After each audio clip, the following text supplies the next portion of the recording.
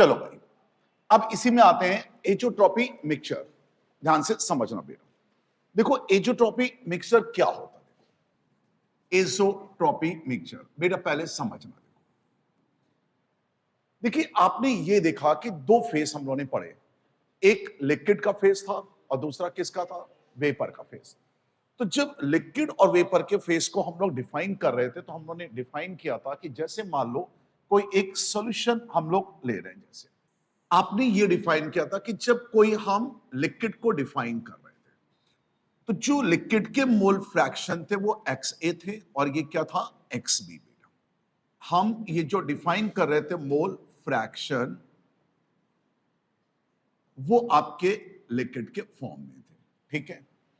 और सेकंड मैंने आपसे कहा था कि बेटा जो पार्शियल वेपर प्रेशर था PA वो बराबर था किसके बेटा, P0 A इंटू XA, और जो पार्शियल वेपर प्रेशर B था वो क्या था बेटा, P0 B इंटू XB। और जो P टोटल आपको डिफाइन करा था, P टोटल बराबर हम लोगों ने जनरली PA प्लस PB, ये हम लोगों ने डिफाइन कर लिया था, हर एक चीज कर लिया था। अब जब लिक्विड एवोपरेट हो रहा था, क्या कर रहा था, एवोपरेट, तो जो ये लिक्विड वेपर के फॉर्म में बेटा जब जा रहा था, अगर ये वेपर को डिफाइन कर रहा है बेटा वेपर के फॉर्म में, तो जो वेपर के फॉर्म में था उसको हम लोगों ने लिखा था X-A और ये X-B, ये जो आपके थे हम लोगों ने डिफाइन किया था मोल फ्रैक्शन वेपर के फॉर्म में बेटा, मोल फ्रैक्शन वो वेपर के फॉर्म में थे। और हम लोगों ने ये स्टडी किया था कि अगर मोल फ्रैक्शन वेपर के फॉर्म में अगर हमें डिफाइन करने को कहता है तो आपने का X-A बराबर आपने लिखा था P0A into XA upon P total बेटा, ये आपने डिफाइन किया था। और इसी तरीके से आपने यहां पर बेटा डिफाइन किया था कि अगर इसमें ही आगे चले तो आपने का X-B is equal to yes P0B into XB upon बेटा क्या था, P टोटल। ये सारी चीजें स्टडी कर ली थी। तो एजोट्रॉपी मिक्सचर का मतलब क्या है कि जैसे एक फेज है जहां पर लिक्विड भी है और वेपर भी है, दोनों फेज है आपके। तो अगर मैं यहां पर इसको डिफाइन करूं कि अगर एजोट्रॉपी मिक्सचर को अगर डिफाइन करता बेटा, तो एजोट्रॉपी मिक्सचर में अगर मैं डिफाइन करूं यहां पर अगर बॉइलिंग टेम्परेचर, ध्यान से समझना पहले एक एक चीज को बेटा, अगर मैं यहां पर दो ग्राफ ड्रॉ करूं, यस आपने का अगर मैं यहां पे ग्राफ ड्रॉ करूं टेम्परेचर वर्सेस मोल फ्रैक्शन के बीच में बेटा, temperature versus mole fraction, mole fraction, यहां पर भी अगर ग्राफ ड्रॉ करें कि टेम्परेचर वर्सेस मोल फ्रैक्शन बेटा, मोल फ्रैक्शन, ठीक। तो अगर आप टेम्परेचर वर्सेस मोल फ्रैक्शन के बीच में अगर ड्रॉ करें तो अगर बेटा मैंने इस जगह लिख दिया कि XA की वैल्यू 1 है और XB की वैल्यू 0 है बेटा, और मैंने यहां पर अगर इसको ऐसे मेंशन कर दिया कि XB की वैल्यू 1 है और XA की वैल्यू 0 है बेटा, यहां पर भी इसको अगर हमने मेंशन किया XA की वैल्यू 1 है और XB की वैल्यू 0 है बेटा, XB की वैल्यू 1 है और XA की वैल्यू 0 है। तो ये समझ में आ गया कि इस लाइन पर जो टेम्परेचर की लाइन होगी मतलब वो इम्प्योर वेपर को शो करेगी कि बेटा प्योर वेपर को है, प्योर, ये तो कंफर्म है क्या होगा, प्योर वेपर। तो अगर बेटा हम इसमें दो ग्राफ अगर ड्रॉ करें, देखो मान लीजिए एक आपने का ये ग्राफ है बेटा, ध्यान से बेटा समझना, एक ग्राफ हम ये ड्रॉ करें जैसे ये ग्राफ दे दिया, ठीक। तो देखो जो टेम्परेचर जिसका हाई होगा, जिसका टेम्परेचर क्या होगा, हाई, बताओ वो शायद लिक्विड के फॉर्म में होगा कि बेटा वो वेपर के फॉर्म में होगा है, और जिसका टेम्परेचर कम होगा वो बेटा, तो ये चीज यहां पर क्लियर होती है हमें कि ये जो लाइन होगी ये लिक्विड होगा और ये वेपर होगा। इतना क्लियर हुआ? और यहां पर भी डिफाइन करो तो नीचे वाला लिक्विड होगा और ऊपर वाला वेपर होगा। इतना पहले बताओ, क्लियर हुआ? फिर से बताऊं कि आ गया बेटा। नीचे टेम्परेचर कम है और ऊपर टेम्परेचर ज्यादा है, तो जहां टेम्परेचर ज्यादा होगा बेटा वो लिक्विड का फॉर्म होगा कि बेटा वो वेपर का फॉर्म होगा है, और जो नीचे होगा बेटा वो। तो एजोट्रॉपी मिक्सचर होता क्या है? अगर मैं एजोट्रॉपी मिक्सचर की बात करूं तो आप ये कहते हो कि सर अगर एजोट्रॉपी मिक्सचर की बात करूं कि जिस पर्टिकुलर टेम्परेचर, अच्छा पहले तो ये बताओ क्या यहां लिक्विड और वेपर के दोनों के मोल, बताओ मोल फ्रैक्शन सेम होंगे कि मोल फ्रैक्शन अलग अलग होंगे? बेटा बोला करो, अलग अलग। यहां पे भी इस लाइन पर अगर देखा जाए तो लिक्विड के मोल फ्रैक्शन नीचे हैं और वेपर के मोल फ्रैक्शन ऊपर है, तो दोनों के मोल फ्रैक्शन सेम होंगे कि बेटा दोनों के मोल फ्रैक्शन अलग अलग होंगे है? तो क्या है एजोट्रॉपी मिक्सचर? तो आपने ये देखा कि जिस पर्टिकुलर टेम्परेचर पर आपने का, अगर मैं कांस्टेंट टेम्परेचर, देखो ये लाइन जो होगी शायद वो लाइन कांस्टेंट टेम्परेचर की होगी। क्या होगी? कांस्टेंट। भाई आप एक ऐसे लाइन ड्रॉ करोगे तो ये टेम्परेचर कांस्टेंट ही तो हुआ। यहां पर भी अगर मैं डिफाइन करूं बेटा तो तुम पहले तो ये बताओ यहां टेम्परेचर बताओ बदल रहा है कि टेम्परेचर, जो हमने हॉरिजॉन्टल लाइन शो कर रहे हैं वो हॉरिजॉन्टल लाइन बेटा किस चीज को इंडिकेट कर रहा है? टेम्परेचर बदल रहा है कि टेम्परेचर कांस्टेंट है? कांस्टेंट है। और अच्छा अगर कांस्टेंट है तो इस पॉइंट पर जो मोल फ्रैक्शन लिक्विड के होंगे और जो मोल फ्रैक्शन बेटा वेपर के होंगे वो दोनों शायद ध्यान से देखो तो इक्विलिब्रियम पर होंगे। कहां पर होंगे? इक्विलिब्रियम। पहले मैं तो आया, क्या होंगे? इक्विलिब्रियम। यहां डिफाइन करोगे तो आप बिल्कुल कह सकते हो कि इस पॉइंट पर जो मोल फ्रैक्शन लिक्विड के होंगे और जो मोल फ्रैक्शन वेपर के होंगे वो कहां पर होंगे? इक्विलिब्रियम पे। पहले इतना समझ में आया कि नहीं आया? देखो इस जगह और इस जगह दोनों के मोल फ्रैक्शन सेम है कि बेटा अलग अलग है? लेकिन मिड पॉइंट पर ये जो मैं दिखा रहा हूं सर्किल, ये जो दिखा रहा हूं सर्किल, बताओ यहां पे मोल फ्रैक्शन अलग अलग है कि इक्विलिब्रियम पर है? सेम क्यों नहीं बोले? अगर सेम बोलते तो वो मिड पॉइंट होता बीच में। बताओ ये दोनों ग्राफ बीच में कि एक आगे आगे पीछे हैं? तो एजोट्रॉपी का मतलब क्या है कि कांस्टेंट टेम्परेचर पे, मेरी बात को सुनना, किस पर बेटा? कांस्टेंट टेम्परेचर पर जब लिक्विड के वेपर, किसकी मोल फ्रैक्शन? लिक्विड के मोल फ्रैक्शन और वेपर के मोल फ्रैक्शन में आपस में क्या आ जाए? इक्विलिब्रियम। क्या आ जाए? इक्विलिब्रियम। उस टर्म पॉइंट को क्या कहते हैं? एजोट्रॉपी पॉइंट। क्या कहते हैं? और वो टेम्परेचर बेटा कहलाता है एजोट्रॉपी टेम्परेचर। क्या कहलाता है? तो ये जो पॉइंट्स बेटा हुआ ना, ये पॉइंट्स पहले फिर सब समझाएंगे, तुमको परेशान ना हो। मैं अगर इस पॉइंट को डिफाइन करूं तो ये जो पॉइंट हुआ, ये पॉइंट हम इसको कहेंगे एजोट्रॉपी। यस।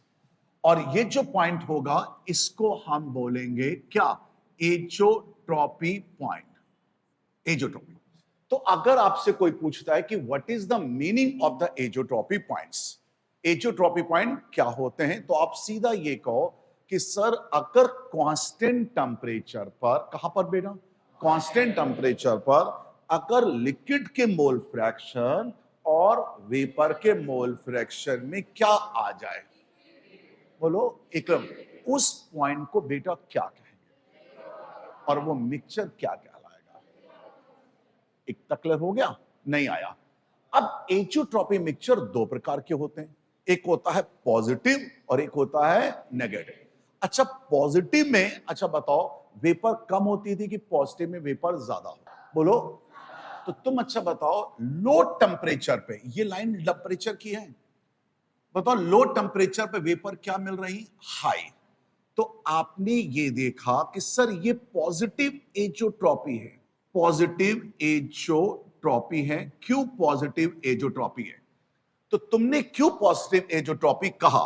तुमने कहा सर मिनिमम बॉइलिंग टेम्परेचर पर, मिनिमम बॉइलिंग टेम्परेचर पर बेटा मैक्सिमम वेपर मिल रही है। मैक्सिमम क्या मिल रही है? वेपर। अच्छा, टेम्परेचर की लाइन क्या है? कम। टेम्परेचर की लाइन क्या है? कम। और वेपर की लाइन ज्यादा है। तो बताओ वेपर ज्यादा है कि वेपर कम है? बोलो ज्यादा। लो टेम्परेचर पे हाई वेपर मिल रही है कि लो टेम्परेचर पे लो वेपर मिल रही है? लो टेम्परेचर पर। और यहां अगर देखो तो आपको अपने आप पता लगेगा ये बेटा आपका नेगेटिव क्या है? एजोट्रॉपी। नेगेटिव एजोट्रॉपी का मतलब हुआ मैक्सिमम बॉइलिंग टेम्परेचर पर, वो मैक्सिमम बॉइलिंग टेम्परेचर पर आप बताओ यहां क्या मिल रही है?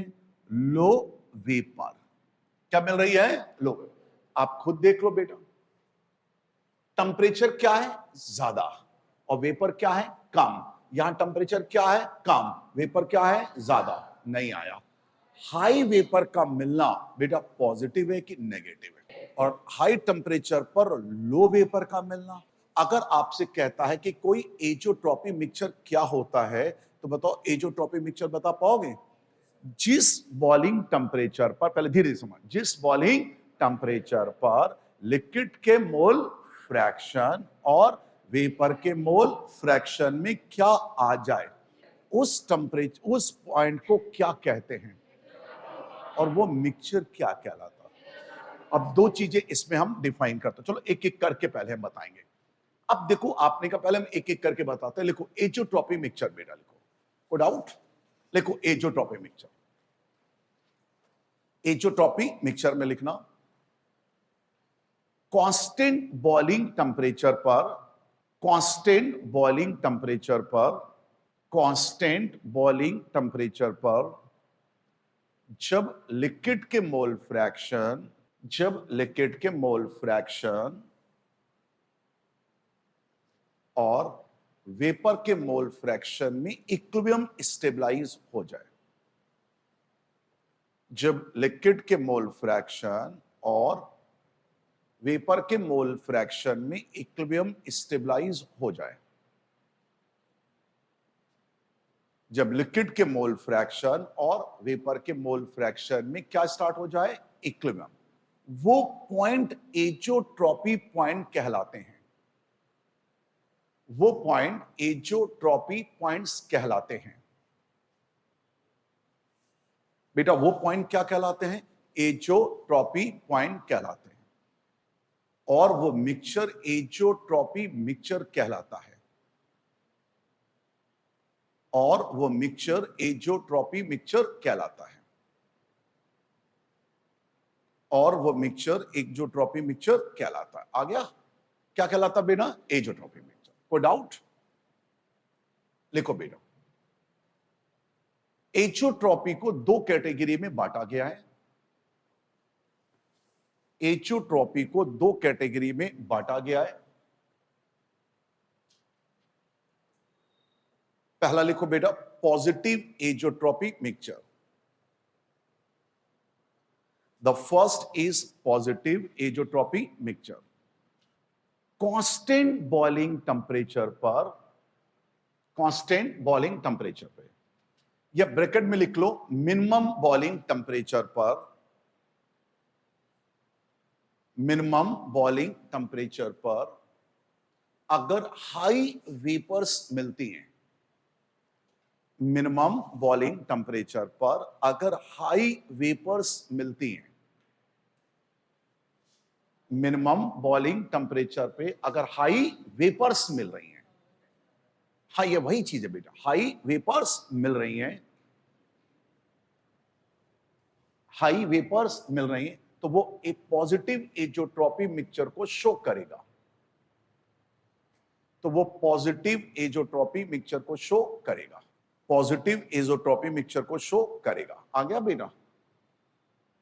थोड़ी सी जगह छोड़ के बेटा लिखो एग्जांपल के लिए, थोड़ी सी जगह छोड़ के लिखना, धीरे धीरे समझना बेटा एक एक पॉइंट।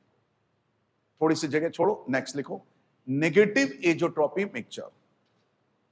थोड़ी सी जगह छोड़ना बेटा, फिर लिखना negative azeotropy mixture maximum boiling temperature पर या हाई बॉइलिंग टेम्परेचर पर, हाई बॉइलिंग टेम्परेचर पर, हाई बॉइलिंग टेम्परेचर पर अगर मिनिमम वेपर्स प्रोड्यूस होती हैं, मिनिमम वेपर्स प्रोड्यूस होती हैं, तो उसे नेगेटिव एजोट्रॉपी मिक्सचर कहते हैं। तो उसे नेगेटिव एजोट्रॉपी मिक्सचर कहते हैं। बेटा ये बताओ, उसे पॉजिटिव एजोट्रॉपी मिक्सचर कहेंगे कि नेगेटिव? बोलो नेगेटिव। यहां तक क्लियर हो गया? नोट करो बेटा अपने आप, फिर हम आपको और आगे समझाते हैं। आगे एक एक पॉइंट, मतलब ऐसा करना कि आप किसी को समझा भी दो कि हम कैसे डिफाइन कर। यहां तक सारे पॉइंट आ गए ना, बस बातचीत नहीं बेटा, आगे की ओर बढ़ रहे हैं हम लोग। इधर देखो, देखो अब सपोज करिए कि अगर मान लो आपके सामने, अब पहले धीरे धीरे समझना, आपसे कहता है कि अगर मैं temperature versus mole fraction, mole fraction, ठीक, यहां पर भी अगर ग्राफ बेटा देता है कि टेम्परेचर वर्सेस मोल फ्रैक्शन, बेटा आपने यहां पे लिखा टेम्परेचर वर्सेस मोल फ्रैक्शन, अभी लिखना नहीं बेटा, है ना, मोल फ्रैक्शन।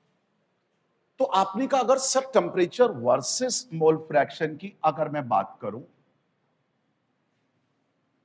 तो यहां पर XA की वैल्यू 1 और यहां पर XB की वैल्यू 1, और अगर वो यहां पर XA की वैल्यू 1 बेटा और यहां पर XB की वैल्यू 1 देता है, ठीक है, दे रहा है आपसे, अगर वो इस तरीके से क्वेश्चंस की फ्रेमिंग करता है मान लो, ठीक है, तो हमें इस ग्राफ को देख के ये तो बेटा पता लग गया कि कौन पॉजिटिव एजोट्रॉपी है और कौन नेगेटिव।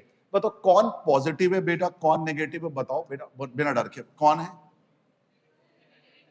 पहला वाला क्या है बेटा, बोलो नेगेटिव। आपने कहा नेगेटिव, नेगेटिव एजोट्रॉपी। और सेकंड वाला बेटा, देखो कॉन्फिडेंस रखना बेटा, एक एक सवाल को बहुत अच्छे से करना, पॉजिटिव एजोट्रॉपी, क्योंकि जेई मेंस का कोई भरोसा नहीं, को किसी में फिजिकल ज्यादा दे दे, कभी किसी में ऑर्गेनिक दे दे, इसलिए बहुत कायदे से तीनों ब्रांच को पकड़ के चलना, ठीक। यहां तक सारे पॉइंट आ गए।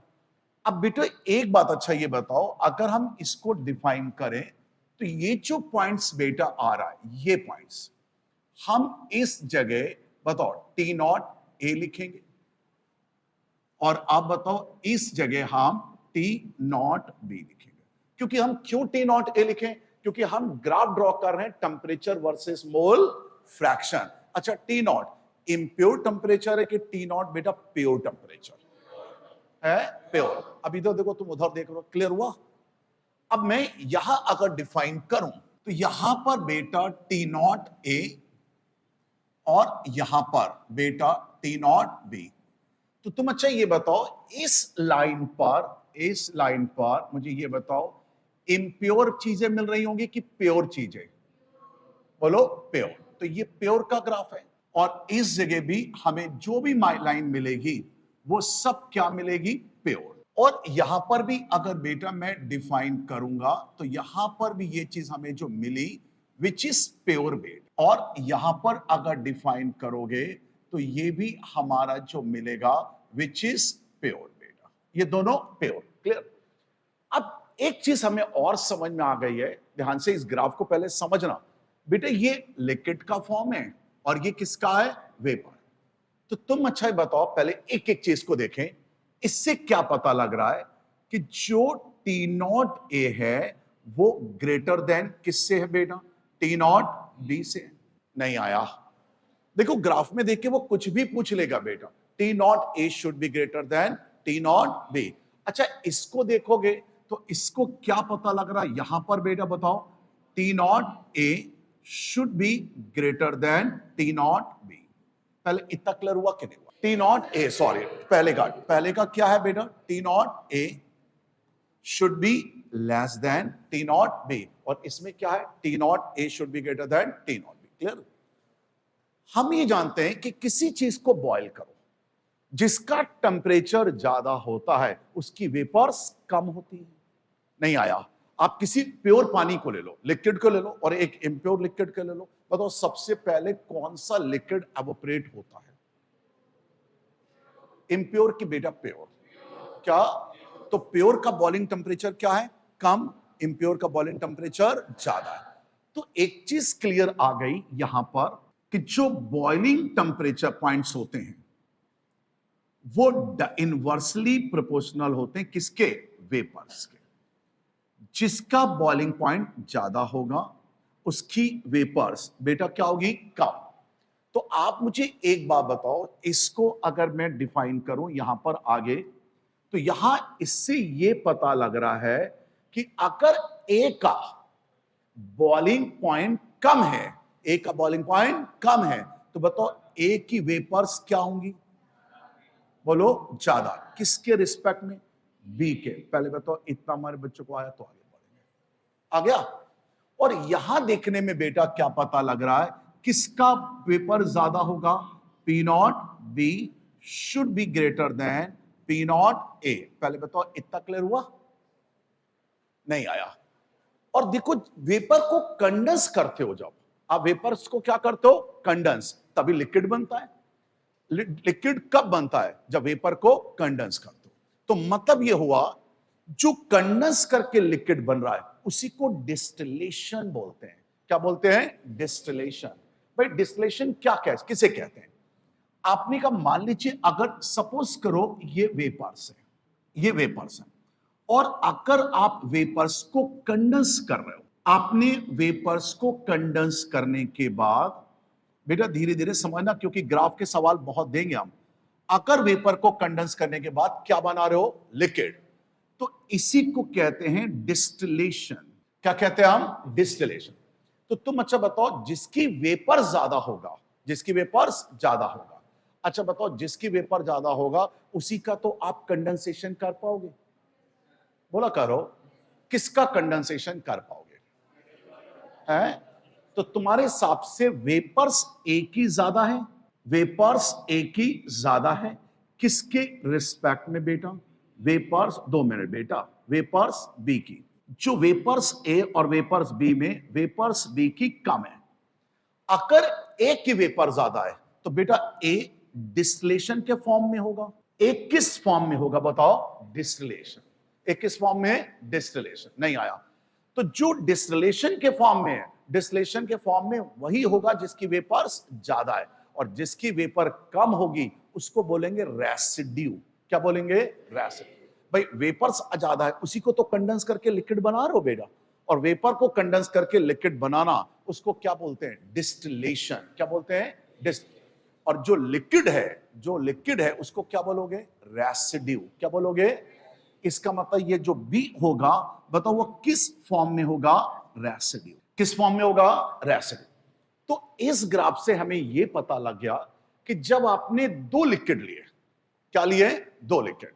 2 लिक्विड में आपसे पूछ सकता है कौन डिस्टिलेशन के फॉर्म में होगा और कौन रेसिड्यू के फॉर्म में होगा। हम देख के बता सकते हैं कि ए का टेम्परेचर कम है, ए का टेम्परेचर कम है तो ए की वेपर्स, और बेटा अगर ए की वेपर ज्यादा है तो ए हमेशा किस फॉर्म में मिलेगा? तो बी बेटा किस फॉर्म में होगा? बोलो रेसिड्यू। क्लियर हुआ? अच्छा, इस ग्राफ को देख के क्या पता लगा कि आप देखोगे तो आपने कहा सर जो वेपर्स है वो बी की ज्यादा है किसकी तुलना में? वेपर्स ऑफ ए बेटा। तो इस ग्राफ में जो बी होगा वो किस फॉर्म में होगा? डिस्टिलेशन के फॉर्म में। और ये ए जो बेटा होगा वो किस फॉर्म में होगा? रेसिड्यू के फॉर्म में। किस फॉर्म में? रेसिड्यू। तो ऐसे कोई भी ग्राफ आपको देख के पूछ लेगा कि 2 लिक्विड में कौन सा लिक्विड डिस्टिलेशन के फॉर्म में है और कौन सा लिक्विड रेसिड्यू के फॉर्म में है। बताओ, देख के बता सकते हैं? बोला करिए, जल्दी बोला करिए। अब मान लो एक नया सवाल आपके सामने दे दे, एक बार धीरे से तुम लोग बताना, अपने आप कोशिश करना बेटा इसको, है ना। अब अगर वो ये कहता है इस मोल फ्रैक्शन या टेम्परेचर, एक मिनट बेटा, आपसे कहता है temperature versus mole fraction, the temperature versus mole fraction. इस पॉइंट पर अगर वो कह दे कि एक्स बी 1 है और ऐसे अगर घुमा दे कि एक्स ए 1 है, मान लो ऐसे दे दे, और फिर आपको ग्राफ दे दे, कोई भी ग्राफ दे दे आपको, मान लो आपको ये दे दे ग्राफ, तो पहले तो ये बताओ ये ग्राफ देखने में क्या पता लग रहा, कौन सा ग्राफ है बताओ, पॉजिटिव एजोट्रॉपी का है कि नेगेटिव है? नेगेटिव। तो आपने सीधा ये बोला कि सर ये नेगेटिव एजोट्रॉपी, एक मिनट बेटा, ये नेगेटिव एजोट्रॉपी है। अब बेटा हमें तो नहीं बताना चाहिए, तुम ही लोग को बताना चाहिए, तुम्हारे अकॉर्डिंग बताओ कौन वेपर के फॉर्म में, दो लिक्विड है, दो लिक्विड में कौन कौन लिक्विड, ए और बी, मैं लिख दे रहा हूं, यहां दो फॉर्म है, किस फॉर्म में, दो, ये दो फॉर्म हम बेटा ले रहे हैं, एक फॉर्म ए का ले रहे हैं और एक फॉर्म बी का ले रहे हैं। तो तुम मुझे ये बताओ कौन सा फॉर्म किसको रिप्रेजेंट कर रहा है, तुम्हें ये सोचना है, अपने आप बताना कौन डिस्टिलेशन के फॉर्म में होगा और कौन रेसिड्यू के फॉर्म में होगा। बताओ जवाब दे पाओगे? नहीं बता पाओगे। बताओ किसका बॉइलिंग पॉइंट पहले बताओ ज्यादा है?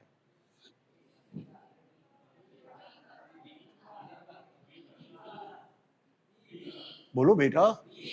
तो आप मुझे बताओ इस पॉइंट पर, आप मुझे बताओ टी नॉट बी मिलेगा, क्या मिलेगा? टी नॉट बी नहीं आया। अच्छा बताओ इस पॉइंट पर बेटा, जल्दी बोला करो, टी नॉट। इतना क्लियर हुआ? तो हमें इस ग्राफ को देख के पता लग गया कि सर टी नॉट जो बी होगा बेटा वो ज्यादा होगा किससे, टी नॉट ए से। इतना क्लियर हुआ? तो तुम्हारे हिसाब से बताओ, अच्छा वेपर्स जो होंगी, अपने आप बताओ वेपर किसकी ज्यादा होगी, बताओ बी की कि ए की? मैं वेपर बोल रहा हूं तब से जवाब दो, किसकी वेपर ज्यादा होगी, सीधी बात, वेपर किसकी ज्यादा होगी, ए की। तो ए की वेपर बी से क्या होगी, ज्यादा। तो कौन आपके अकॉर्डिंग डिस्टिलेशन के फॉर्म में होगा और कौन आपके अकॉर्डिंग रेसिड्यू के फॉर्म में होगा? एक किस फॉर्म में होगा, एक किस फॉर्म में, डिस्टिलेशन। बस मुझे ऐसे जवाब चाहिए, एक किस फॉर्म में है, डिस्टिलेशन, और बी हमारा किस फॉर्म में होगा, बोलो रेसिड्यू। तो बी हमारा जो डिफाइन कर रहा है वो बी हमारा आ गया किस फॉर्म में बेटा, रेसिड्यू।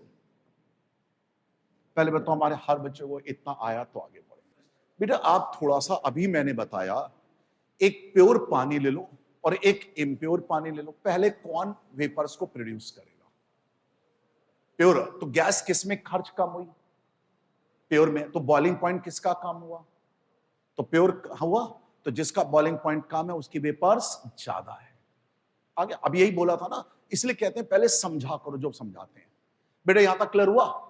अब देखिए और भी कैसे ग्राफ बना सकते हैं। पहले बताओ ग्राफ समझ में आया कि नहीं आया? इतने अच्छे से एक एक चीज बता रहा हूं कि बेटा ताकि आपको हर एक चीजें बिल्कुल क्लियर हो जाए। अब अगर वो आपसे ग्राफ कहता है कि अगर, समझा करो बेटा, देखो अब अगर वो ग्राफ ड्रॉ करे, आपने का वेपर प्रेशर बेटा वर्सेस, अगर मोल फ्रैक्शन की बात करता, vapour pressure versus mole fraction, अगर वो यहां पर ऐसे बना दे कि एक्स ए की वैल्यू 1 है और वो यहां ऐसे बना दे कि एक्स बी की वैल्यू 1 है, ठीक। और अगर वो ग्राफ ऐसे दे दे, आपको ऐसे दे दे ग्राफ, पहले हम आपको ऐसे दे, अगर वो ग्राफ ऐसे दे दे, क्या ये ग्राफ एजोट्रॉपी का ग्राफ होगा? बोला करो, नहीं होगा, क्योंकि एजोट्रॉपी मिक्सचर वो होता है जहां लिक्विड के मोल फ्रैक्शन और वेपर के मोल फ्रैक्शन में बेटा क्या आ जाए, नॉन इक्विलिब्रियम की इक्विलिब्रियम। सारे पॉइंट आ गए। अब आप खुद ये जानते हो बहुत अच्छे से कि अगर मैं इसको डिफाइन करूं तो ये आपका लिक्विड है और ये आपका वेपर है। तुम खुद बताओ अब यहां बॉइलिंग पॉइंट मिलेगा कि हमें डायरेक्ट बेटा वेपर्स मिलेंगे?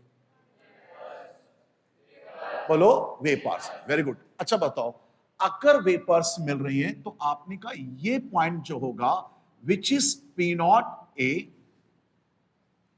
और which is P nought B. हमारे पास दो चीजें हैं, हमारे पास दो चीजें हैं और दो लिक्विड हम लेकर चल रहे हैं, दो सब्सटेंस हम लेकर चल रहे हैं बेटा। यहां पर दो सब्सटेंस में एक ए है और एक बी है। खुद बताना, बताओ ए और बी में कौन वेपर के फॉर्म में होगा और कौन रेसिड्यू के फॉर्म में होगा, क्या बता पाओगे? आपने कहा कि P nought B should be greater than P nought A. Graph हमें यह बता रहा, हमने ग्राफ क्या boiling point versus mole fraction पूछा कि वेपर वर्सेस मोल फ्रैक्शन? वो तो कुछ भी दे सकता है। बताओ किसकी वेपर ज्यादा है? और अगर बी की वेपर ज्यादा है तो नालायको बी किस फॉर्म में होगा? बोलो डिस्टिलेशन। और ए किस फॉर्म में होगा? रेसिड्यू। और यहीं पर आपको ध्यान देना बेटा, इस लाइन पर आपको प्योर मिलेगा, क्या? Pure b. और आपको बता दें इस लाइन पर आपको जो मिलेगा वो क्या मिलेगा बताओ? प्योर ए मिलेगा। पहले बताओ हमारे हर स्टूडेंट को ये चीज क्लियर हुई तो आगे बढ़ेंगे। आ गया? तो अब देखो कैसे सवाल बनाएंगे, किस लॉजिक पे खेल खेलेगा। मेरे हिसाब से रब कर दूं उसको। क्लियर हुआ? अब मान लीजिए क्वेश्चंस आपके सामने ऐसे देता, ध्यान से समझना बेटा। आपसे कहता है कि अगर मैं यहां पर डिफाइन करूं, आपने का vapour pressure versus mole fraction, और पहले ग्राफ को समझा करो। मोल फ्रैक्शन आपने का इस पॉइंट पर अगर मैं डिफाइन करूं तो आपने का एक्स ए की वैल्यू 1 है बेटा और इस पॉइंट पर एक्स बी की वैल्यू 1 है, मान लो ऐसे दे दे। ठीक है, देने दीजिए उसको।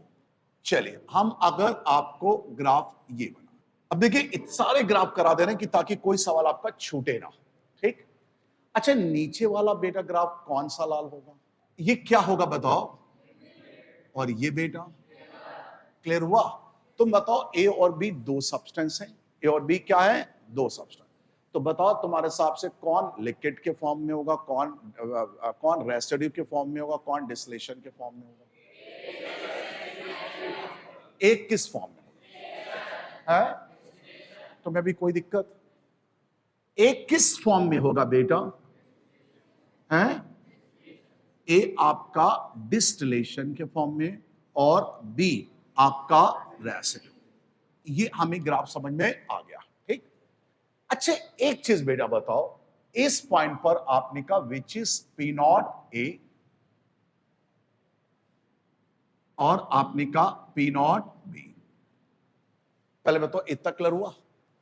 अब अगर हम मान लो ग्राफ को बदल दें, थोड़ा सा मेरा मूड हो रहा है, चलो इतना सिखा दिया, अब मान लो चीजों को बदल दें। अब आपने कहा सपोज करो हम चीजों को बदल रहे हैं, अब हम ड्रॉ कर रहे हैं बॉइलिंग पॉइंट। क्या कर रहे हैं? Boiling point.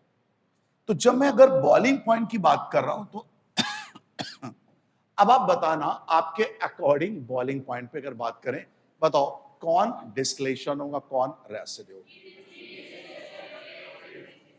किसका बॉइलिंग पॉइंट, यहां पर किसका बॉइलिंग पॉइंट ज्यादा है?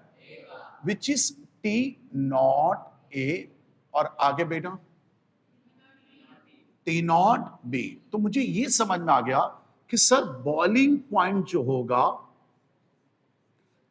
बॉइलिंग पॉइंट ए का ज्यादा है किसके रिस्पेक्ट में? बी के। तो वेपर्स किसकी ज्यादा है? बोलो बी की। किसके रिस्पेक्ट में? ए। तो कौन डिस्टिलेशन है, कौन रेसिड्यू है? बी किस फॉर्म में है? डिस्टिलेशन। और आप बताओ आपके अकॉर्डिंग बेटा ए किस फॉर्म में है? रेसिड्यू। मेरे हिसाब से हमारे हर बच्चों को यहां तक आ गया बेटा, बोला करो। अब ध्यान देना बेटा, अगर वो ऐसे पॉइंट्स बना दे, ये पॉइंट्स ऐसे बना दे, ये बना दे, अब अगर वो ये पॉइंट्स बना दे बेटा, तो क्या इस पॉइंट पर सच बताना प्योर कंपोजिशन मिलेंगे कि इम्प्योर कंपोजिशन? तुम्हें कुछ पूछना है? प्योर कंपोजिशन मिलेंगे कि इम्प्योर? है इम्प्योर। Very good. सिर्फ प्योर हमारे पास इस लाइन पर मिलेंगे। इस लाइन पर सिर्फ क्या मिलेगा? प्योर। और वो भी प्योर कौन सा? ए का। वेरी गुड यार। और इस लाइन पर जो मिलेगा वो आपका मिलेगा क्या? प्योर बी का। वेरी गुड यार। क्लियर? लेकिन जब ये आप डिफाइन करोगे तो आपने क्या कहा कि इस लाइन पर जो हमें मिलेगा, ये लाइन बताओ, ये लाइन प्योर मिलेगा कि लाइन इम्प्योर मिलेगा? है अच्छा, इम्प्योर हमने ये डॉट कहां रखा है? लिक्विड में रखा है कि वेपर के में रखा है? बोलो लिक्विड। तो ध्यान रखना इस पॉइंट पर ये जो मिलेगा हमें वो पार्शियली प्योर बेटा, पार्शियली प्योर। अच्छा, पार्शियली प्योर जो मिलेगा वो पार्शियली प्योर तो हमें कंफर्म है। बताओ लिक्विड मिल रहा है पार्शियल प्योर कि हमें वेपर मिल रहा है? पार्शियली प्योर क्या मिल रहा है? लिक्विड। Very good. और लिक्विड अगर है तो पार्शियली प्योर अगर लिक्विड है तो लिक्विड कौन है? जो रेसिड्यू है। क्या है? रेसिड्यू। रेसिड्यू कौन है बेटा? जो वेपर है तो वो तो डिस्टिलेशन है, और जो रेसिड्यू है वो क्या है? लिक्विड है, जो वेपर में कन्वर्ट नहीं हो रहा है। इसका मतलब है कि पार्शियली प्योर लिक्विड मिलेगा, और लिक्विड के फॉर्म में कौन है? A, which is X A. Which is X A. मतलब क्या हुआ कि इस पॉइंट पर हमें पार्शियली प्योर मिलेगा। वो मोल फ्रैक्शन किस फॉर्म में बेटा होंगे? वेपर के फॉर्म में बेटा कि लिक्विड के फॉर्म में? है लिक्विड। इतना क्लियर हुआ कि नहीं? अब तुमने क्या किया कि अगर टेम्परेचर कांस्टेंट किया, टेम्परेचर क्या किया? कांस्टेंट।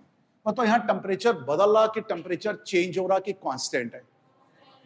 तो जब कोई टेम्परेचर कांस्टेंट होता है ना बेटा, आपने कहा सर यहां पर जो टेम्परेचर है बेटा, अगर टेम्परेचर कभी भी कांस्टेंट आ जाए तो मतलब सिस्टम किसको अडॉप्ट कर चुका है? इक्विलिब्रियम। किसको अडॉप्ट कर चुका है? इक्विलिब्रियम। पहले बताओ आ गया? अगर इक्विलिब्रियम है तो ये पता कर रहा है, लगा रहा है कि लिक्विड किस में बदल रहा है? बोला करो वेपर। और वेपर किस में बदल रहा है? जल्दी बोलो।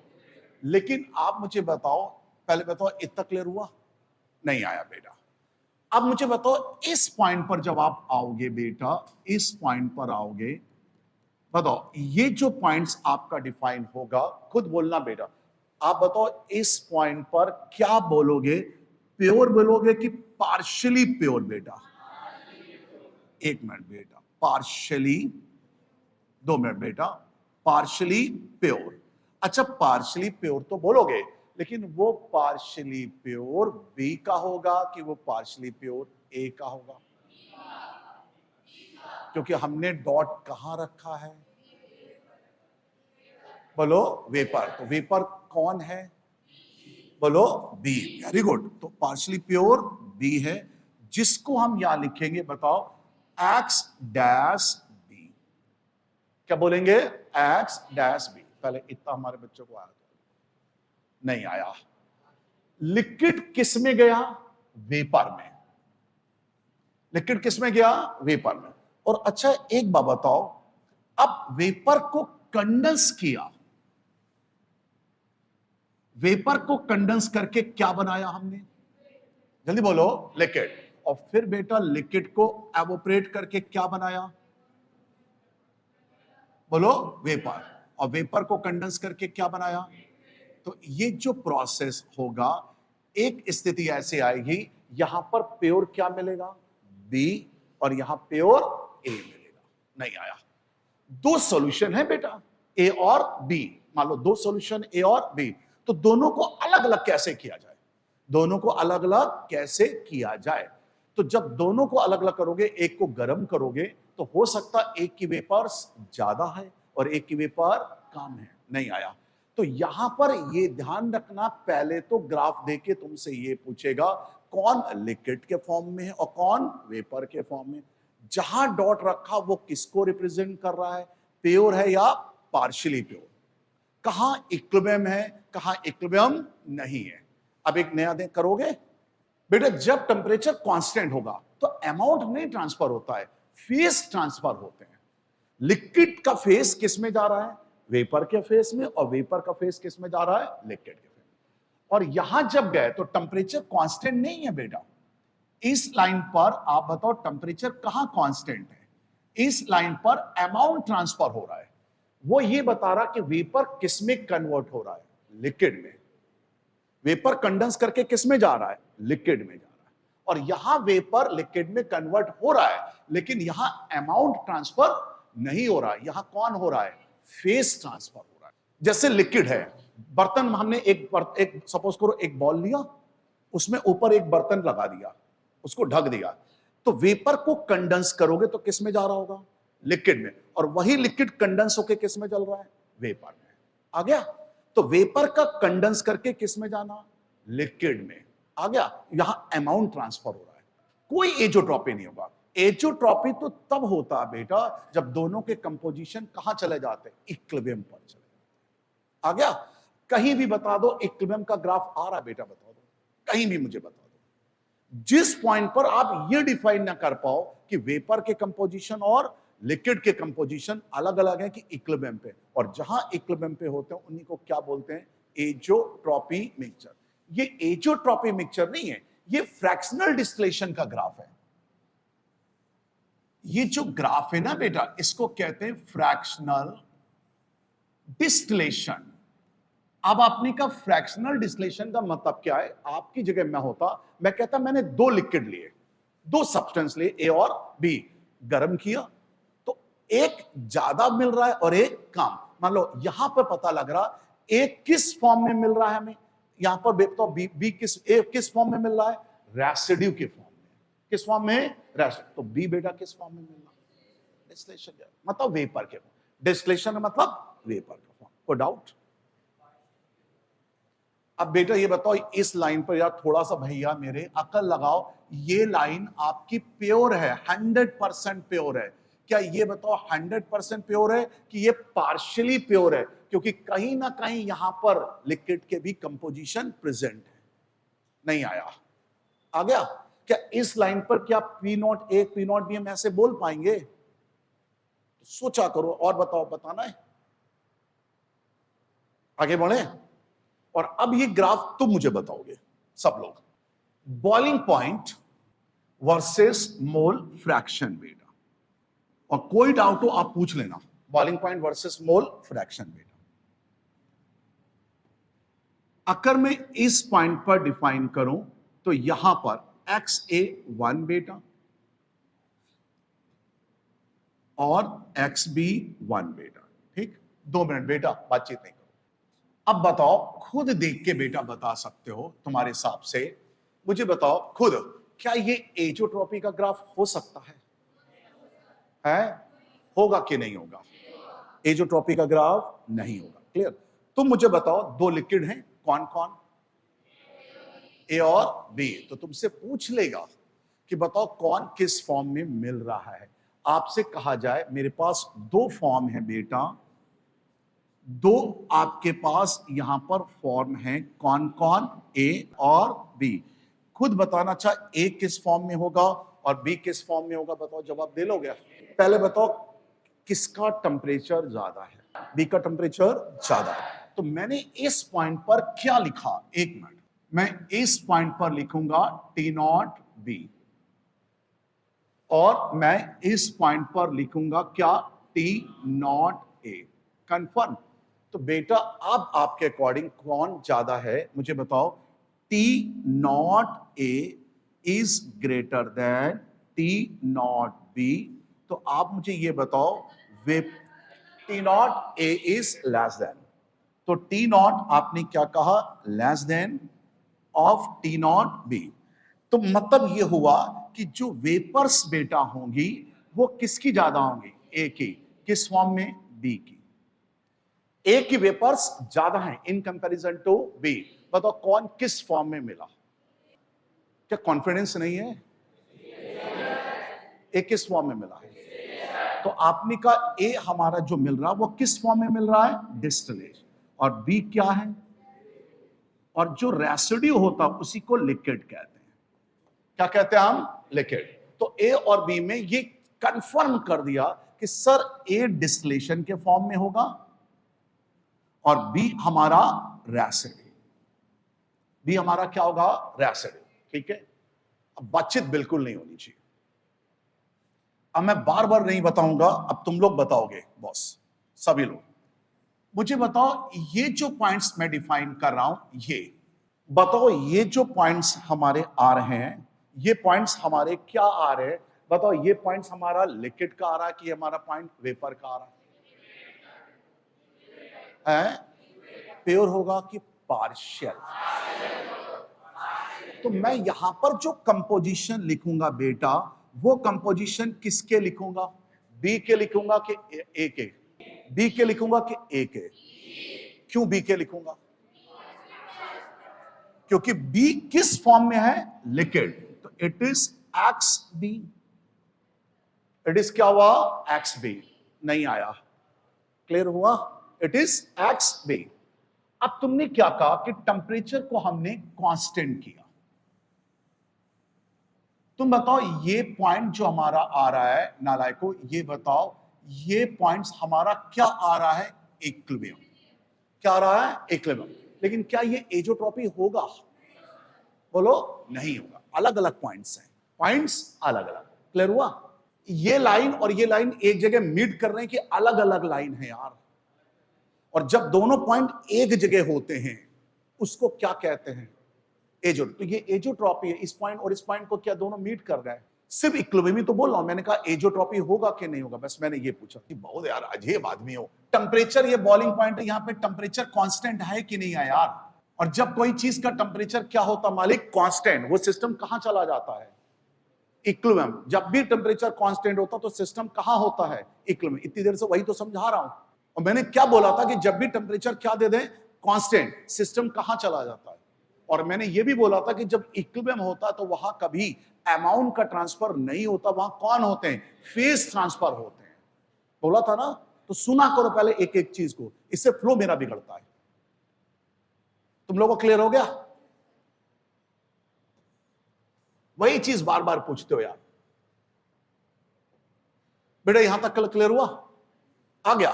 अब मुझे एक बात बताओ, इस पॉइंट पर हम आएंगे। इस पॉइंट पर बताओ तुम्हारे हिसाब से लिक्विड किस में कन्वर्ट हो रहा है?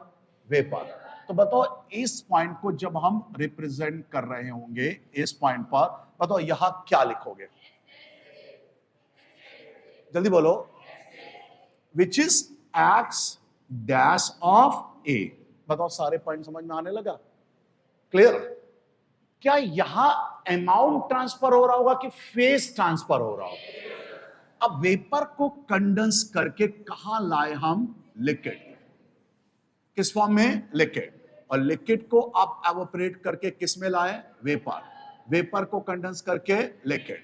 तो यहां इस तरीके से हमें प्योर ए और प्योर बी मिलेगा। पहले बताओ इतना क्लियर हुआ तो आगे आ गया? हमें ग्राफ बता देगा किसका डिस्टिलेशन ज्यादा है और किसका डिस्टिलेशन कम है।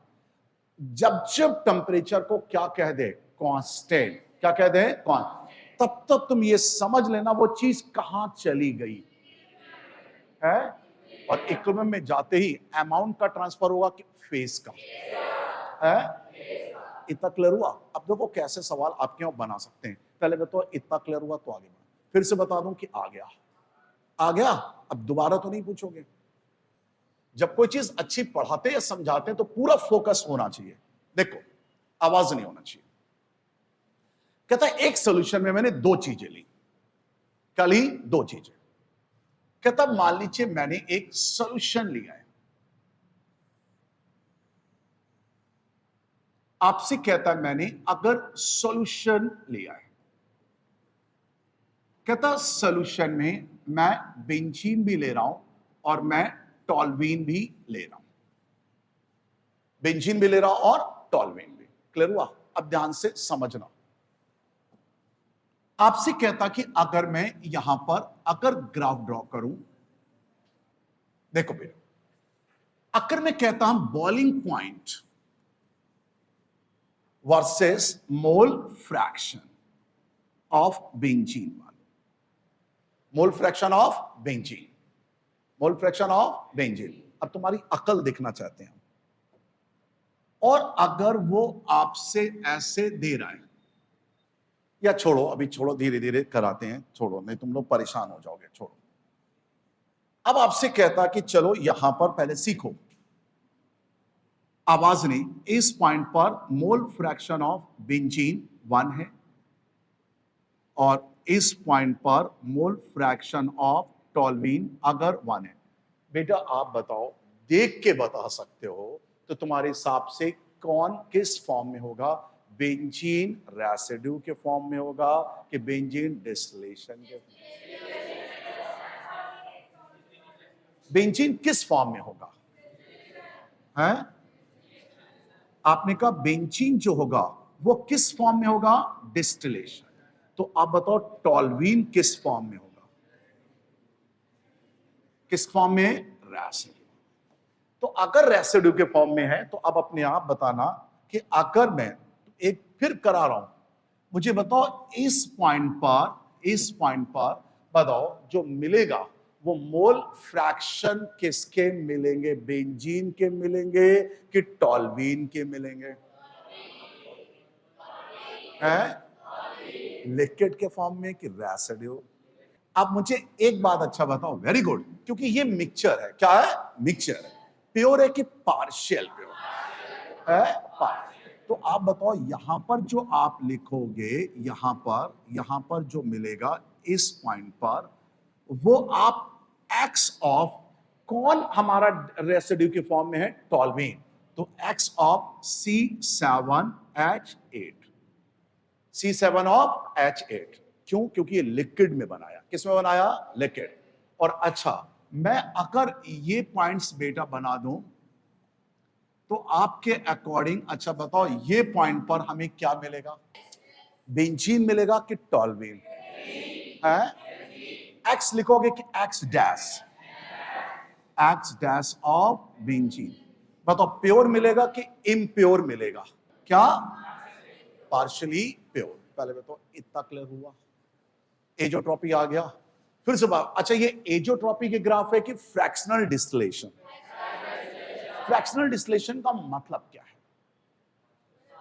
दो सब्सटेंस को, मिक्स सब्सटेंस को अलग अलग करने का जो फिनोमिना होता है उसे क्या बोलते हैं? Fractional distillation. फिर से बताऊं कि आ गया। अब हम लोग वापस आते हैं। कुछ पूछना? आप बताओ, अभी भी कुछ पूछना है? आ गया? हम लोगों ने शायद ये नोट कर लिया था ना बेटा? आगे बढ़े? चलिए, बस बातचीत नहीं, नोट करिए। अच्छा, ये ग्राफ बताओ किसका ग्राफ है? किसका? एजोट्रॉपी। कौन पॉजिटिव कौन नेगेटिव समझ में आया? हमें आ गया, तुम्हें आ गया? तुम नोट करो। मैंने मेरे हिसाब से मैंने एजोट्रॉपी बहुत अच्छे से सब करा दिए। आ गया? ग्राफ देख के बता सकते हो कौन डिस्टिलेशन और कौन रेसिड्यू, मतलब लिक्विड, और डिस्टिलेशन मतलब वेपर। बेटा आगे मूव कराए? नहीं, सारे पॉइंट आ गए अच्छे से? कोई भी ग्राफ देख के बता सकते हो कौन किस फॉर्म में प्रेजेंट होगा? को डाउट? चलिए भाई, तो बेटा वो आपके फिर उस मोमेंट में नहीं बता पाओगे। नहीं, उस मोमेंट नहीं है, तब दो सेपरेट नहीं हो सकते बेटा। सेपरेट कौन कर सकता है? Temperature phenomena. आ गया? अगर टेम्परेचर सेम कर दिया तो फिर वो इक्विलिब्रियम नहीं आ गया, और उस इक्विलिब्रियम पे अमाउंट का तो कुछ पता ही नहीं लग रहा है। हम बता ही नहीं पाएंगे कौन किस में जा रहा है। भाई जिस वेलोसिटी से लिक्विड वेपर में जा रहा होगा उसी वेलोसिटी से वेपर किस में जा रहा होगा? लिक्विड में। तो आप बता ही नहीं सकते। वो तो तब बता पाओगे ना जब टेम्परेचर में क्या आएगा बेटा? डिफरेंसेस आते हैं। केमिकल इक्विलिब्रियम पहले, सॉरी, सॉल्यूशन बहुत अच्छे से पहले खत्म कर दें, फिर केमिकल कैनेटिक्स पढ़ाएंगे। केमिकल कैनेटिक्स सिस्टम से चलेंगे बिल्कुल। यहां तक सारे पॉइंट आ गए, और बातचीत नहीं बेटा, देखो अच्छा करना, बस बात बंद कर दो, रब करें इसको। क्योंकि कोई भी टॉपिक में देखो, मैंने कहा ना फिजिकल बहुत पूछ रहे हैं, फिजिकल भी, इसलिए कोई हमें गड़बड़ नहीं करना। ये बताओ, ये ग्राफ बेटा जो है, ये बताओ किसके ग्राफ है बेटा? किसका ग्राफ है? फ्रैक्शनल डिस्टिलेशन का। यहां तक आ गया? तुम लोगों ने यहां तक नोट कर लिया? हेडिंग डालो फ्रैक्शनल डिस्टिलेशन, हेडिंग डालो फ्रैक्शनल डिस्टिलेशन।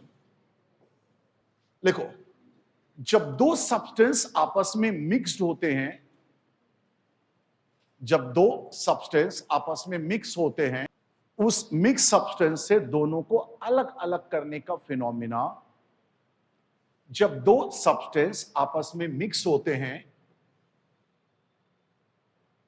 जब दो सब्सटेंस आपस में मिक्स होते हैं और मिक्स सब्सटेंस को अलग अलग करने का जो प्रोसेस होता है, मिक्स सब्सटेंस को अलग अलग करने का जो प्रोसेस होता है, उसे फ्रैक्शनल डिस्टिलेशन कहते हैं। आ गया बेटा? उसे क्या कहते हैं बेटा? Fractional distillation. मिक्स सब्सटेंस को अलग अलग करने का जो फिनोमिना होता है, उसे क्या कहते हैं बेटा? Fractional distillation. अब जो चीज कराने जा रहे हैं, बहुत सवाल आईटी में है, और एनसीईआरटी के हिसाब से अगर सवाल लगाएंगे तो नहीं कर पाएंगे। हेनरी लॉ, हेडिंग डालो बेटा, हेनरी लॉ, हेनरी लॉ बेटा, हेनरी लॉ, हेनरी लॉ। देखो हेनरी लॉ क्या है? आज यही पढ़ के आई हो तो देखो हम कितना गजब का पढ़ाएंगे, ध्यान देना। तो देखो हेनरी लॉ क्या कहता है। अच्छा बताओ, लिक्विड के लिए जो डिफाइन किया जाता है, क्या डिफाइन किया जाता है लिक्विड के लिए? किसी भी लिक्विड को डिफाइन करता कौन सा लॉ बेटा? है राउल्स लॉ। दिमाग की ट्यूबलाइट जली क्या? Raoult's law. किसी भी गैस की सॉल्युबिलिटी को डिफाइन करता कौन? राउल्स लॉ की हेनरी लॉ, हेनरी लॉ। तो आप ये कहते हो कि अगर कोई गैस बेटा ले ले, हम कोई क्या ले लें? गैस, और अगर गैस की हम सॉल्युबिलिटी डिफाइन करें, किसी भी गैस की अगर हम सॉल्युबिलिटी बताएं, तो किसी भी गैस की सॉल्युबिलिटी डिफाइन करता कौन सा लॉ? Henry law. तो हेनरी लॉ ने यह डिफाइन किया था, आप जितना प्रेशर लगाओगे उतना ही गैस क्या होगी? डिसॉल्व। अब ऐसे देख लो, एक सपोज करो एक प्लास्टिक की बॉल हो, तो प्लास्टिक की बॉल क्या करती है? फ्लोट करती है पानी में। क्या करती है? फ्लोट। और प्लास्टिक की बॉल में जितना प्रेशर लगाओगे प्लास्टिक की बॉल, उतनी शायद क्या होगी? डिसॉल्व। तो वही चीज उन्होंने कहा कि आप जितना प्रेशर अप्लाई करोगे किसी गैस में, उसकी सॉल्युबिलिटी उतनी ज्यादा होगी। तो मतलब अगर हेनरी लॉ के अकॉर्डिंग बेटा देखा जाए, तो जो प्रेशर अप्लाई करते हो वो डायरेक्टली प्रोपोर्शनल टू होता है किसके? सॉल्युबिलिटी। यही हेनरी लॉ है कि applied pressure is directly proportional to solubility. और जब बेटा प्रोपोर्शनल का निशान हटाओगे, तो जो प्रेशर होगा वो बराबर कोई कांस्टेंट के एच इनटू सॉल्युबिलिटी बेटा, और इसी को कहते हैं हम हेनरी कांस्टेंट बेटा। क्या कहते हैं हम? हेनरी। लेकिन ये तो एक छोटा सा नाटक है कि pressure directly proportional to solubility, लेकिन हम सवाल नहीं कर सकते आईटी के। देखिए क्वेश्चंस कैसे बनाते हैं, मेरी बात को समझना। अब तुम लिखोगे, हम क्लास से बाहर कर देंगे। क्वेश्चंस कैसे बनाते हैं? कहता मान लीजिए एयर में नाइट्रोजन गैस है। आपसे क्वेश्चन ऐसे कहता कि एयर में मान लीजिए 80% नाइट्रोजन गैस है। कहता है एयर में मान लीजिए 80% आपके नाइट्रोजन गैस है। अगर मैं इसको वाटर में डिसॉल्व करूं, किसमें? वाटर। और वाटर के कितने मोल ले लिए? 10 मोल। अगर मैं 10 मोल वाटर ले लूं, तो कहता बताओ कितना नाइट्रोजन गैस डिसॉल्व होगी? Yes, how many moles of nitrogen can dissolve? कितने मोल नाइट्रोजन डिसॉल्व होगी अगर उसका हेनरी कांस्टेंट 5.2 इंटू 10 की पावर 6 दिया, मान लो, यस, एटीएम। और कहता है टोटल प्रेशर मान लो कहता 5.6 ATM है। तो अब देखिए, अगर आप हेनरी लॉ को ऐसे लगाओगे तो नहीं लगा पाओगे। मैं पूरा समझाता हूं हेनरी लॉ एक्चुअल क्या है, कैसे डिफाइन करेगा, देखो कैसे सवाल आपके लग जाएंगे। मैंने आपसे क्या कहा, जो चीज डिसॉल्व नहीं हो रही है उसको डिसॉल्व करने के लिए हम किसको यूज करते हैं? हेनरी लॉ को। किसको कहते हैं? हेनरी। अच्छा, हेनरी लॉ लिक्विड के लिए डिफाइन है कि बेटा गैस के? गैस। अब जरा समझना, एक ऐसे प्रैक्टिकल बात करो। सपोज करो ये एक स्विमिंग पूल है। अब ध्यान देना बेटा, मैं जो चीज बताने जा रहा हूं,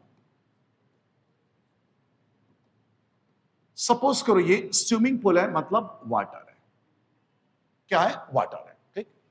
अब ऐसे सोच लो, मेरे दोस्त वाटर में मतलब स्विमिंग कर रहे हैं। ठीक, स्विमिंग पूल में आराम से स्विमिंग कर रहे हैं। मैंने कहा नहीं, मुझे यार स्विमिंग से डर लगता है, मुझे स्विमिंग नहीं आती, मैं पानी में डूब जाऊंगा, मुझे नहीं है। सपोज कर बेटा, मैं अगर मान ले मैं इस जगह खड़ा हूं, मैं इस जगह खड़ा हूं, मैंने कहा मैं नहीं नहाऊंगा। ठीक। तो अच्छा, अब मेरे दोस्त क्या करेंगे? मुझे पीछे से क्या करेंगे? प्रेशर देंगे। क्या देंगे? प्रेशर, धक्का देंगे। तो मतलब आपने क्या कहा कि सबसे पहले जो प्रेशर अप्लाई किया, जो प्रेशर आप अप्लाई करोगे, वो प्रेशर जो होगा बेटा, वो प्रेशर बराबर होता है total pressure into mole fraction air. पहले मैं इतना प्रेशर अप्लाई करूंगा, मैं पहले इतना प्रेशर अप्लाई करूंगा। कहां पर अप्लाई करूंगा? एयर में। कहां? एयर में। और वो अप्लाई प्रेशर होता है total pressure into mole fraction in air. तो ये जो प्रेशर जब अप्लाई होगा, तो ऐसी कंडीशन में होगा क्या? तो जब मेरे दोस्त मुझे पीछे से पुश करेंगे तो मैं क्या करूंगा बेटा? वो नीचे यहां पर जंप कर जाऊंगा। अब जब मैं यहां नीचे आ गया तो जितना प्रेशर अप्लाई करेंगे मैं उतनी तेजी से तो डिसॉल्व होऊंगा। नहीं आया भाई, हल्के से पुश करूंगा तो हल्के से जाऊंगा, तेजी से पुश करेंगे तो तेजी से जाऊंगा। तो इसका मतलब है जब मैं पानी के अंदर इंटर कर गया तो वही जो प्रेशर आपने अप्लाई किया था, अब वो डायरेक्टली प्रोपोर्शनल हो गया मोल फ्रैक्शन ऑफ लिक्विड के। मोल फ्रैक्शन ऑफ लिक्विड। तो पहले प्रेशर कहां अप्लाई किया था? बोलो, प्रे। और वही अप्लाइड प्रेशर ने हमें क्या किया? डिसॉल्व किया। क्या किया? डिसॉल्व। तो बेटा, जब प्रोपोर्शनल का निशान आप हटाओगे तो जो प्रेशर आप अप्लाई कर रहे हो वो बराबर, अगर तुमने KH ऐसे लिखा और इनटू मोल फ्रैक्शन ऑफ अब किसके? लिक्विड, तो इसकी यूनिट ATM आएगी। इसकी यूनिट क्या आएगी? ATM। और हो सकता है कि आपको जब प्रोपोर्शनल का निशान हटाए तो प्रेशर जो अप्लाई कर रहा है into KH is equal to mole fraction of liquid. तो यहां इसकी यूनिट बेटा ATM इनवर्स होगी। क्या होगी? ATM inverse. तो मुझे हेनरी कांस्टेंट में ये ध्यान रखना होगा कि मुझे कहां हेनरी कांस्टेंट रखना है। वो डिफाइन करेगा उसकी यूनिट। क्या डिफाइन करेगा? यूनिट। तो अब जरा देखना पहले, अब यही क्वेश्चन जो बेटा मैंने आपको कराया, लिखाया अभी, मैंने क्या किया? मैंने ये कहा कि सर आप बताओ एयर में कितने परसेंट नाइट्रोजन है? 80%। तो मैं बताओ सबसे पहले प्रेशर कहां लगाऊंगा? बोला करो बेटा। तो आपने का जो प्रेशर एयर में बेटा लगाऊंगा, जो प्रेशर एयर में होगा वो कितना होगा? Total pressure into mole fraction of air. पहले बताओ इतना आया कि नहीं आया? नहीं आया। तो टोटल प्रेशर हमें दिया है, बताओ टोटल प्रेशर कितना दिया है? 5.6। और मोल फ्रैक्शन हमें एयर में दिए हैं कितने परसेंट? 80%। कहां दिए हैं? एयर में कि लिक्विड में? तो बेटा मोल फ्रैक्शन अगर एयर में दिए तो विच इज 0.8। तो मेरे पास प्रेशर आ गया एयर में, जो अप्लाई किया था वो इतना प्रेशर आ गया। नहीं आया। ये कहां लगा लिया बेटा? बोलो एयर। अब यही प्रेशर क्या करेगा, उसको डिसॉल्व करेगा। तो जब बेटा ये डिसॉल्व करेगा, तब ऐसी कंडीशन में क्या किया कि जो प्रेशर आपने एयर में अप्लाई किया था, अब वो directly proportional mole fraction of किसके, लिक्विड के, मोल फ्रैक्शन लिक्विड के। तो तुम मुझे ये बताओ, हेनरी कांस्टेंट की यूनिट ध्यान से देखो तो शायद एटीएम है। कितनी है, एटीएम। तो आपने क्या कहा कि सर प्रेशर जो एयर में आपने अप्लाई किया था वो बराबर हेनरी कांस्टेंट इनटू, अगर मोल फ्रैक्शन ऑफ लिक्विड है तो आपने कहा mole of N2 upon mole of N2 plus आपने कहा mole of water, mole of water. और ये जो ए मोल है ये डिसॉल्व है, क्या है, डिसॉल्व। मान लो ए मोल डिसॉल्व हुआ, ए मोल क्या हुआ, डिसॉल्व। अच्छा, एयर में प्रेशर कितना लगाया था, टोटल प्रेशर इनटू बेटा मोल फ्रैक्शन, कितना निकाल चुके जरा बोलो बेटा आपके अकॉर्डिंग, 5.6 इनटू 0.8। बेटा ये बताओ मोल फ्रैक्शन एयर में निकाल चुके हो। हेनरी कांस्टेंट की वैल्यू दी है कितना बेटा जरा बोलो, 5.6 इंटू 10 की पावर 6 इंटू बेटा 5.2, चलिए 5.2 कर दीजिए। यस, आपने कहा 5.2 बेटा, विच इज 5.2। मान लो ए मोल नाइट्रोजन डिसॉल्व है, ए अपॉन ए प्लस, कितने मोल वाटर में डिसॉल्व है बेटा, 10। तो बताओ यहां पे शायद 10 लिख देंगे हम, क्या लिख देंगे, 10। और गैस बहुत कम डिसॉल्व होती है, बहुत कम। तो जब कोई चीज कम डिसॉल्व होती है उसके रिस्पेक्ट में हम इस ए को क्या कर देंगे, हम निगलेक्ट। तो आप कैरी करोगे, क्या आएगा बताओ, 5.6 इंटू 0.8 अपॉन बेटा द 5.2 इंटू 10 की पावर 6 इधर जाएगा इंटू 10 बराबर ए मोल्स ऑफ नाइट्रोजन। इतने मोल नाइट्रोजन डिसॉल्व होगी, इतने मोल नाइट्रोजन क्या होगी, डिसॉल्व। तो हेनरी लॉ में सबसे पहले प्रेशर कहां निकालते हैं, वो किसके बराबर होता है,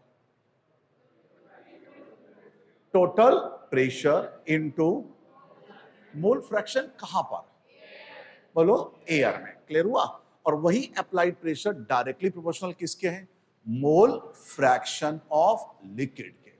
अब देखो आईटी में आया हुआ सवाल अपने आप करो बेटा, ये आईटी में आया हुआ क्वेश्चन से, एडवांस में आया हुआ क्वेश्चन से कैरी करना बेटा इसको, है ना, बातचीत नहीं करना। ये आपका आईटी एडवांस में आया हुआ क्वेश्चन से। देखो उन्होंने क्या कहा, उन्होंने ये कहा कि अगर एयर में, बातचीत नहीं बेटा, 90% नाइट्रोजन है, 90% क्या है, नाइट्रोजन।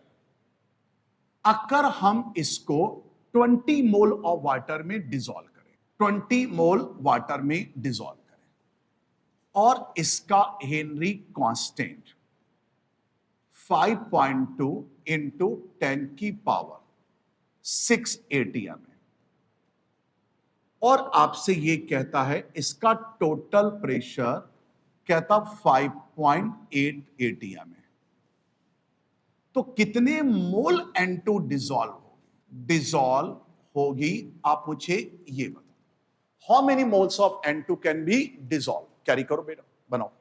और ये चीज जस्टिफाई करना बेटा, सबसे पहले चीज कहां निकालोगे, बोलो एयर में। करो बेटा, आ गया बेटा।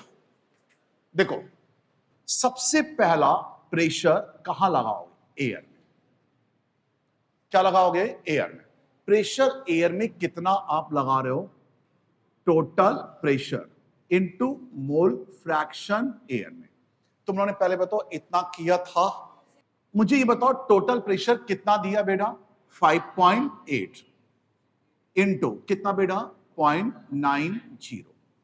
तो ये जो प्रेशर आपने निकाला वो प्रेशर कहां निकाला, एयर। पहले बताओ इतना समझ में आ गया, फिर से बताएं कि आ गया। इतना तुम लोगों ने कर लिया था यार, कितने लोगों ने कर लिया था। अब जो प्रेशर तुमने एयर में निकाला वो प्रेशर जो एयर में निकाल रहे हो वो डायरेक्टली प्रोपोर्शनल अब हो गया मोल फ्रैक्शन ऑफ किसके, लिक्विड के। तो आपने का प्रोपोर्शनल का जब निशान हटाऊंगा तो मैंने ये देख लिया इसकी यूनिट शायद एटीएम है। क्या है, एटीएम। ये क्या है, एटीएम। तो आपने का यहां पर मैं Henry constant into mole fraction of liquid लिखूंगा।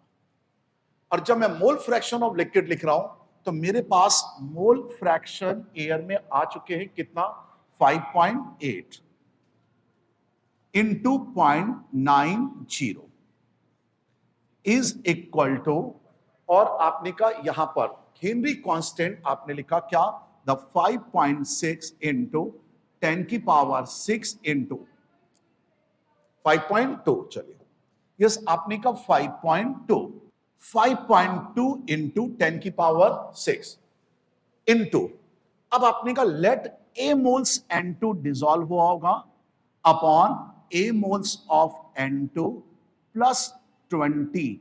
आप इस ए को क्या कर दोगे, कैंसिल आउट। बताओ यहां से सॉल्व करके ए की वैल्यू निकाल दें कि निकाल लोगे बेटा, निकाला था, कितने लोगों ने कर लिया था।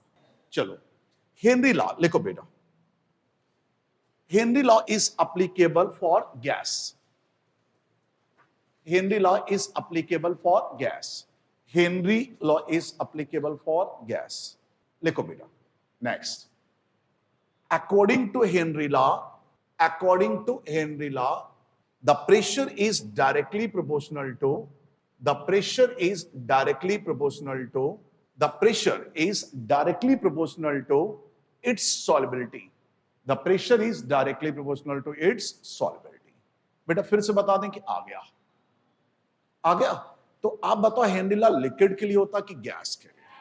सबसे पहले प्रेशर कहां निकालोगे, है एयर, और वो एयर में प्रेशर किसके बराबर होता है, total pressure into mole fraction, कहां पर बेटा, एयर में। आ गया, और उसकी यूनिट का जरूर ध्यान देना बेटा, है ना, कि क्या यूनिट दिया है, क्या बेटा प्रेशर है बेटा, directly proportional to solubility, Henry law के अकॉर्डिंग।